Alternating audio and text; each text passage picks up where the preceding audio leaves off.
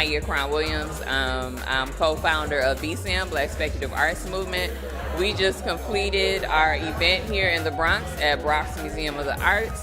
We had many panels, workshops, lectures. We had our full MeccaCon International Film Festival. We had a wonderful turnout. The vendors did well, so I'm just really happy and grateful. Slide on up and we're here together. Guys, don't underestimate. You guys need to get out. When she's throwing the show, y'all need to come out and support. I'm telling you, I had a great time.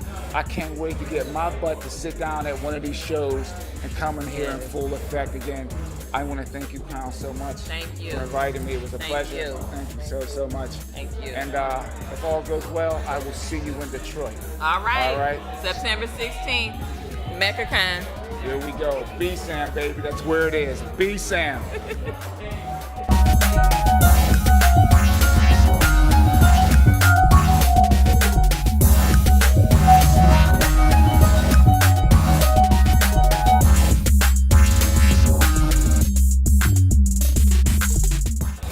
What's up, everybody? Sensei Vegan here, representing the SEV Network. I am at BSAM in the Bronx at the Bronx Museum. This is a slamming show. Came up here to represent, and we're just going to get some wicked footage today. Just going to walk you around to the different vendors. We're going to see some different artists, illustrators, pencilers, inkers. We're just going to lay it down today, but it's a pleasure to be here. And yeah, man, let's get this show underway.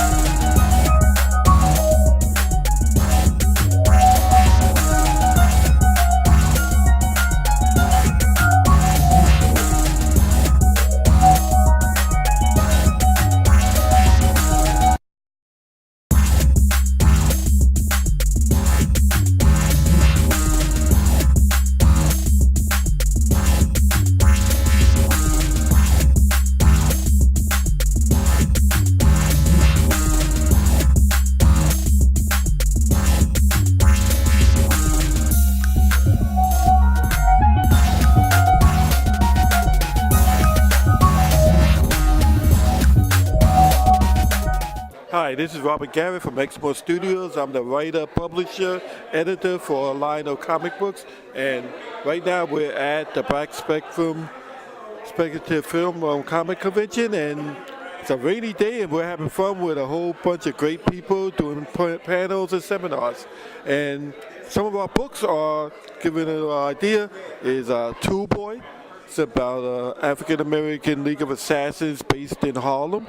And we're basically working on the next book, the full issue of the concept, which is highlighted in our book, our Spotlight book, which is going to be several of our comics coming out in 2017. The 5th issue of Ajala, a series of Avengers.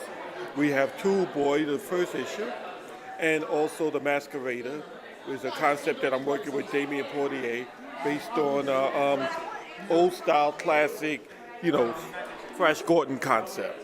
And this is our concept called Smoke. And it's based on Eric Moran. He's a big cosplayer. And I designed a concept about a superhero able to change his body literally into smoke. So I tried to keep his name into the concept character. We're also going to have our second book of 12 Prowls. It's a science fiction based in the future where society is going underground. And the effects of the sun drives you violently insane. So to be outside, you're going to get stomped out by a bunch of homicidal individuals who can't control themselves. So we deal with the 3 family members who are immune to the sun, and the one small individual has a God complex where he believes he needs to save society and bring it back to the surface. So it's a science fiction action adventure series. So, and of course, we're working hard on the next issue of Galto, which is basically about set in the future where there's no U.S. government. Everything's ruled by clan houses, ninja, samurai, yakuza. And this year, we're looking towards doing this in a multimedia project. So take a look and look forward to it. And if you need to find us, we're at xmorestudios.blog. And also just type in Xmore. You'll find us all over. Thank you. Hi, this is Robert Garrett at Xmore Studios, and you're watching SEV Network.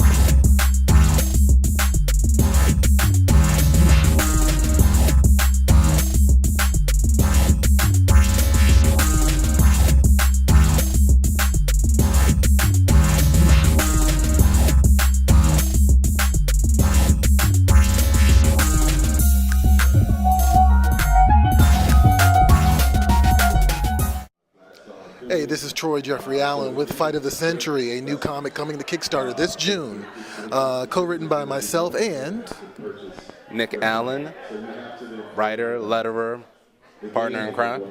Sounds about right. Fight of the Century is a book about mixed martial arts in the future, where performance-enhancing drugs have become the norm in all professional sports, and our main protagonist, Rex Punga, is fighting the good fight because he wants to keep MMA all natural, and it's an uphill struggle because Brazil, his home country, is the pretty much a hotbed for big pharma and pharmaceutical companies. Complete and total corporatization of Brazil is happening in our story. So, I mean, we do have some of the interior artwork here that we are showing off here at BSAM. We're having a pretty good showing, and just really excited to introduce people to Rex and the Andrades and get the whole storyline in there. So anybody that's a fan of shows like Black Mirror, Twilight Zone, MMA fans, we're really taking a deep exploration at the sports world and relative to how we live in this asterisk era of sports now. We want to explore what would happen in the future rather than wondering who's actually cheating, just having that all out there and kind of exploring that and seeing what interesting things take place when everybody's coming out of the closet with reference to performance-enhancing drugs. And I have a quick question for you guys. I'm a comic book creator, and I know what goes into it, but if you can give any advice for anyone looking to get into the comic book industry, become a creator, and another thing, what were your inspirations for creating what you guys have today? Well, I would say now more than ever, it's easier than ever to get in contact with somebody. The actual creative team, 2 of them we found on Instagram, and the third one was a referral. And we work across 3 different continents, and in real time, we use the latest tech, Facebook, Dropbox, all different Photoshop, and it's really awesome because we all get to work together. I mean, we got guys from Brazil, guys from the Philippines, and all over the place. And the one thing I would say is, just do it, in all honesty. It may seem like the bar is high, but if you have something you're really passionate about, believe it. There's going to be other people that are really passionate about the idea, and you can find them now easier than ever. Yeah, just to co-sign that. I also want to say, don't listen to all the noise. The industry is an industry comprised of geeks. We're all full of passion, and we all love everything that we do, and I think it's more important than ever now, especially with the rise of the internet and social media, et cetera, that you stick to your guns and make what you want to make for yourself, and that you not listen to all the negativity, and also some of the positive things that might also try to sway your creative control over something. So, I think I also wanted to mention, part of the reason that we started this story was to have a very inclusive story and have people that look like us in a narrative in, a new, fresh way. It's a very inclusive, diverse story, that goes without saying. We actually started it before that even became a buzzword. So, You know, I guess we're a little bit more senior than some of the larger guys now doing that sort of thing. But I think it's really cool. You know, like I said, we just wanted to see guys that looked a little bit more like us, that were a little bit different, that had a little more depth than you know a lot of people, because we're more than just our skin color. But at the same time, it's an important part of us and our narrative and why, as a company, we're doing what we're doing. I mean, I can only speak for myself personally. Like, I mean, Rocky is always going to be an inspiration for any sports story at all. Doesn't matter which one it is, especially Rocky IV in this case, I think. A lot of people have made very pointed comparisons to Rocky IV. I was inspired by some of the documentaries. There's a Monsanto documentary that actually also heavily inspired this, and then from there I went forward and wanted to dive more into what farmers have to deal with and what we have to deal with in terms of pharmaceutical companies as a country and as the world. I think also The Last Boy Scout. I don't know if anybody remembers that movie, but The Last Boy Scout. It was Damon Wayans and Bruce Willis. That was a huge inspiration for me personally to make this story. So I wanted a foul-mouthed sports story. That's what I wanted. So. Yeah, and I mean, I think me and Troy together as writers are also big fans of unlikely heroes, underdogs. Well, I don't know so much about him. I'm kidding. But we're big fans of writing an underdog story in a new way, a new setting, and then we just hope people dig it. Hey, this is Troy Jeffrey Allen and Nick Allen, and you're watching the SEV Network.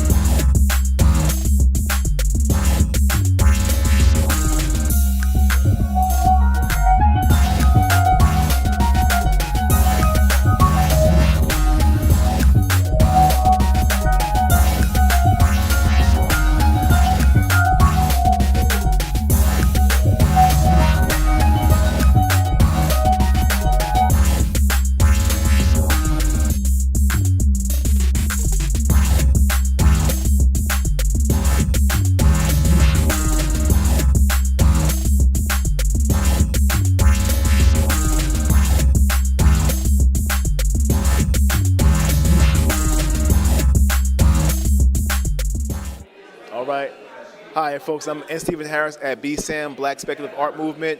Here's some of my works. I have here Brotherhood of the Fringe. And I have Ajala. And books 1 and 2 of Solar Man here. So we're here. Yep. So we're just here selling our wares, representing the Bronx over here in New York City for BSAM. And just doing our thing. So hope you can, well, I can't say you can come on down because it's probably being recorded, so. so you'll probably see it at another date. But we're here selling our works, supporting the community, hoping the community supports us, and doing these wonderful works here. And if you want to check out what I have here, please visit my site at nsworks.bigcartel.com or check out my work on DeviantArt at nstephenharris.deviantart.com. I am also on Twitter, Instagram, and Facebook. Just search out N. Stephen Harris or N. Stephen H, and you'll catch me on there. And Tumblr as well. Once again, it's N. Stephen Harris, and thank you for watching the SEV Network.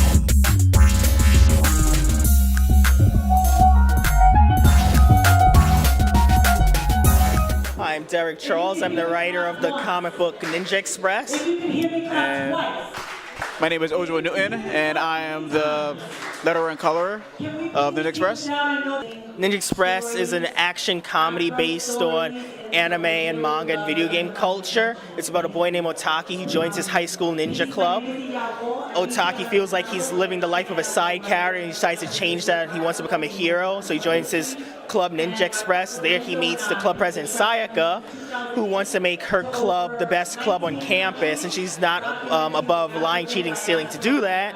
So the first volume deals with Ninja Express coming into conflict with the Ninja Beast Assassination Squad, the biggest ninja club on campus. Who inspired you guys to begin creating and doing what you do today? When I first conceived the concept for Ninja Express, I was getting back into anime, video games, and comic books. And I was also a recent graduate of college, and I wasn't really interested in anything I actually majored in. So I decided to try my hand at working on my own comic book series. And since I was also into anime, I decided to do an anime-based comic book series. And for me, I have a graphic designer. I have a background in layout and forming books and whatnot. And I want to help my friend in his project, and that's why I got started. For the kids out there, what would you tell them if they're looking to get into the comic book industry? What advice would you give them? If you're looking to write, start writing. If you're looking to draw, start drawing.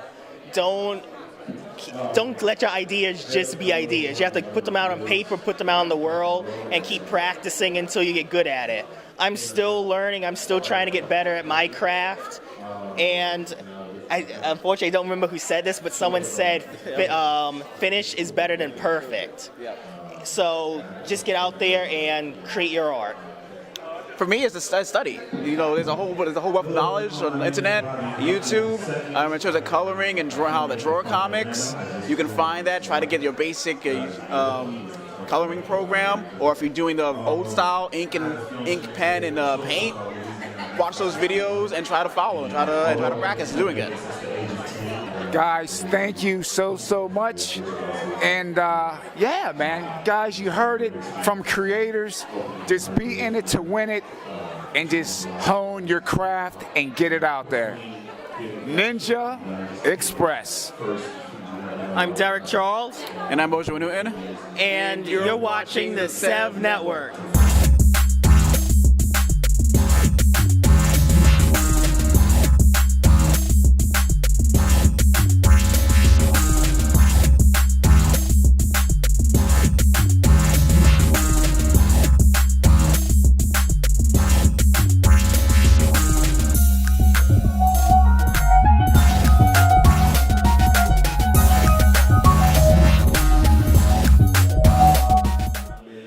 Hey guys, my name is Jerome Walford, and I'm the founder and owner of Forward Comics. Forward Comics is a small press publisher based in Brooklyn, New York. We were founded about 5 years ago, and our mission has always been to produce quality stories that are engaging and address things that we don't usually see in mainstream publishing. Along the journey, we came up with this idea to explore short stories that reflect on the immigrant experience. I myself was born in Jamaica, the island Jamaica, of course, not Queens. And my family immigrated to the States in 1986. And it was a very interesting experience for me personally, a very deep experience that I don't usually talk about quite often. But there are several questions and issues that came up in my journey to become an adult and a productive adult here in the States that I believed touched on a particular relatable subject for a lot of immigrants who come to the States. So about 2 years ago, we set out on the course to put together a very unique collection of stories. And what you see here today is the result of that project. We were able to pull together about 30 different writers and artists from 15 different countries to talk about this immigrant experience and what it was like for them personally, to reflect on some aspect of the immigrant experience. So whether it was joyful, challenging, sorrowful, whatever that experience was for them personally, to try to share it in a way that was visual, in a very unique story. We were able to collect that in this collection that you see here. the Guan anthology. And I gotta tell you, it was a tough process. You know, doing something so deep and personal, but yet relatable, presents a very unique challenge. But thankfully, we were able to get it done, and we published in October. As of the time of doing this interview, we've actually got some great news, which is that we were nominated for 2 Glyph Comic Awards this year. In addition to that, we won the gold medal from the Independent Publishers Book Awards for this year. And I think, for me personally, that really validated the experience of the journey, right? We were able to do something that, not only did we start out with something very personal and relatable, but we were able to complete it, get it into physical form, and it created a certain amount of resonance with people that they were able to say that we can put our stamp on this as being a quality work. So if you would like to learn more about the Guan Anthology or about Forward Comics, you can visit our website, which is forwardcomics.com. That's COMIX. And you can take a look at our entire catalog, and particularly this collection here, which I think you will enjoy. I just have one question. Anyone looking to get into comic books, whether you're writing or whether you're going to be an illustrator, what advice would you give them? I think that's a really good question, and we actually get that question quite often because there are so many folks who are interested in getting into independent publishing and particularly publishing their own stories in a comic book format. It's a very challenging approach to telling stories because it is very labor intensive. So the initial advice I'd give to anyone who's interested is to start small. Come up with a short story that you feel like you can complete, whether it is you're doing both the writing and the art or you're working with someone else. Come up with a 4-page story, 8-page story that you feel like you can sort of start out with and get done in a relatively short period of time. And I'm talking about, can you get it done in 3 months? What can you get done in 3 months? Start with that. And let that be the foundation for you to get to understand all the different aspects and pieces that go into creating a comic book story and getting it into a finished format. Once you've done that short story, it builds up your confidence and your understanding of the process so that you can do something much more involved, and that might take a longer period of time. But that, again, shows not just yourself, but also maybe a potential publisher or a collaborator that you can actually conceptualize something, produce it, and get it into physical form. Okay, thanks for watching. My name is Jerome Walford from Forward Comics, and thanks for watching A7 Network.